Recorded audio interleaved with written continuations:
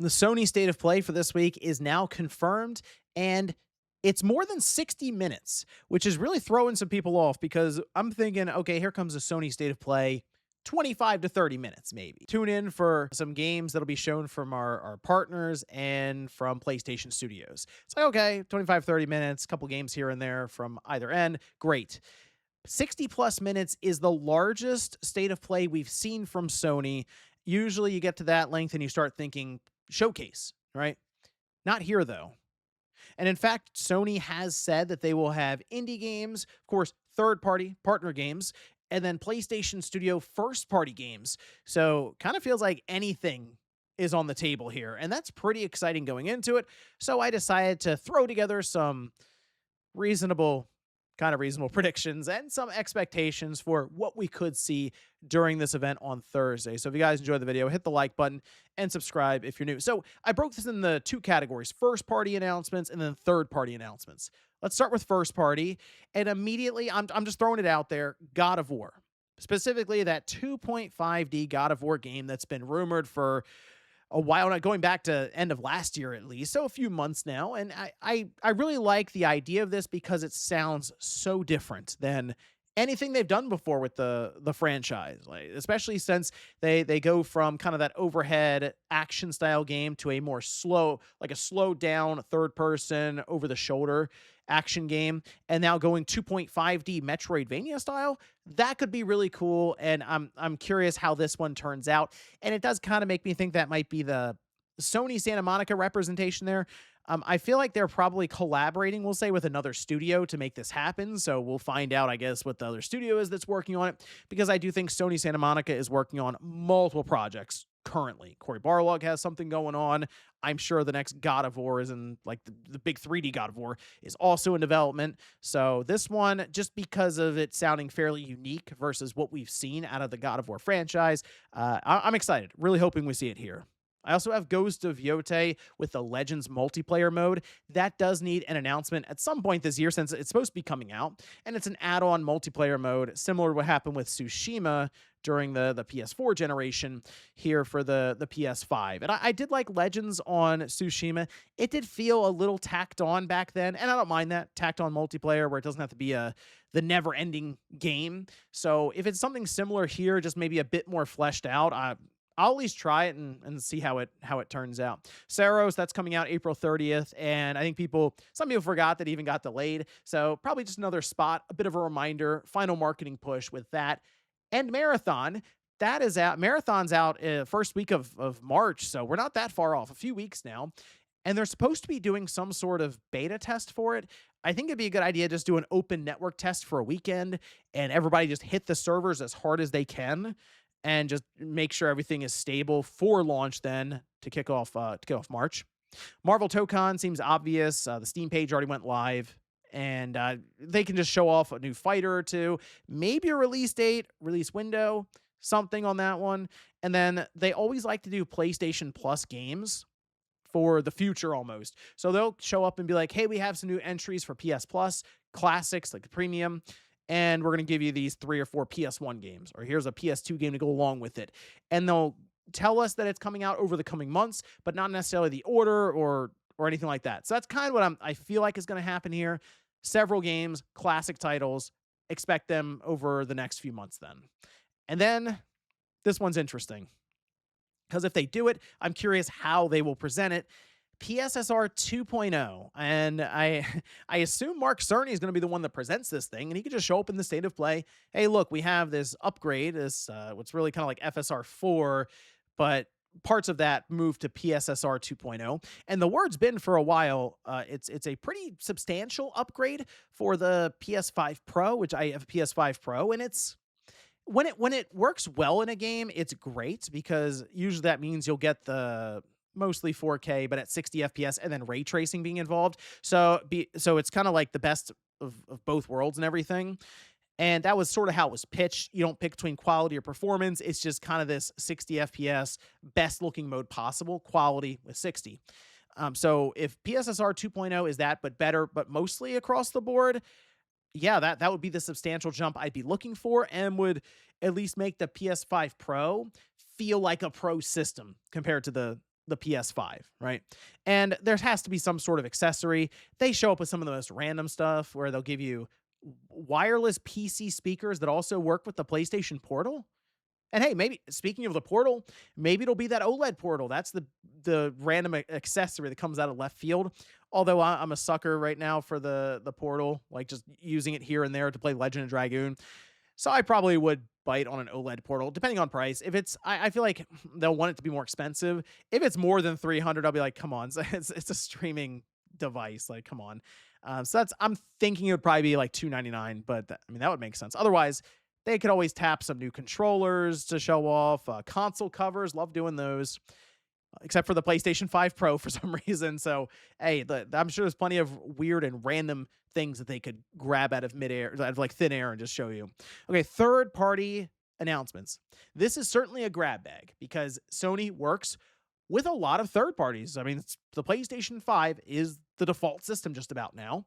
So it could pretty much be anything for the most part. I will start with a PC announcement, though. Death Stranding 2 on PC. I mean, I think that makes sense. The release date, probably a year from when it came out on the PS5. So probably look for that later on this year. Metal Gear Solid Master Collection Volume 2. Now we're talking. I think it's time. It's time to get Metal Gear Solid 4 off of the PlayStation 3. All right, let's get this thing onto other platforms. Let's get it on the PS5, Metal Gear Solid 4, 4K, 60 FPS. Let's get this going. Full PS5 Pro patch. I'm excited for this because they keep hinting towards it, and I think they also want to talk about it because look, Metal Gear Solid 4. I know they're gonna have other stuff on there. They could tap the handheld games from the PSP, for example, and throw that in there. They could do Metal Gear Acid. I don't care. If Metal Gear Solid 4 is in this collection, as it seems like it would make sense to be, I'm on board. Day one, immediate buy. So I'm kind of hoping that just randomly shows up here. I don't want to say it's out of nowhere because I did notice that all of a sudden the Metal Gear Solid franchise is on sale on Steam, and I'm like, oh, interesting. I wonder what that's about. So maybe we'll get lucky and it'll be there. Resident Evil Requiem is like everywhere at this time. Like if there's an event and Resident Evil Requiem is coming out on that company's platform, it's probably there. So the demo maybe would be cool if they released that leading up. Now we're a few weeks away from launch for the game. Not necessarily that I need a demo to sell me on the game. I'm already buying it. I would just like to get an early look at the game natively on TV and play it. Even if it's one of those kind of annoying timed demos that they do, I would still like to at least just get an initial feel for the game and how it looks, of course, on like the nice big OLED. I also picked one out that's kind of random. Max Payne 1 and 2 Remake. That is something that was talked about quite a bit like a year or two ago now, and it's been pretty quiet around it, but Remedy keeps mentioning that it's in full production and it's moving along well, and we're working with Rockstar on it. And I feel like they floated 2026 as an idea for the release date or release year, and not a bad spot for it to show up. So I really liked Max Payne 1 and 2 back in the day. I played Max 1 on the PC, Max Payne 1 on the PC, and then I played Max Payne 2 on the original Xbox, I think, way back when. So I would definitely like to see both of those get remade here and shown off at the State of Play.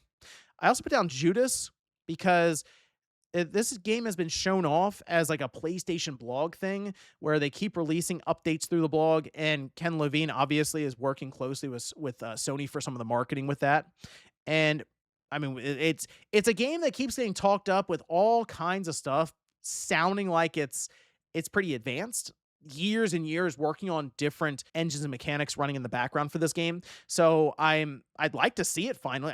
I felt like it was supposed to have already been out, but it's been delayed a couple of times now, I feel like. So it'd be cool to see it here. Onimusha, of course, Capcom in general, like I said, Resident Evil Requiem, Onimusha, maybe a release date on that one. And then Square Enix. I feel kind of bad because I know there's a fan base right now that looks at a lot of these events with a lot of hope. Talk about the hopium for a bunch of fan bases. This one in particular is running out, and that's Kingdom Hearts.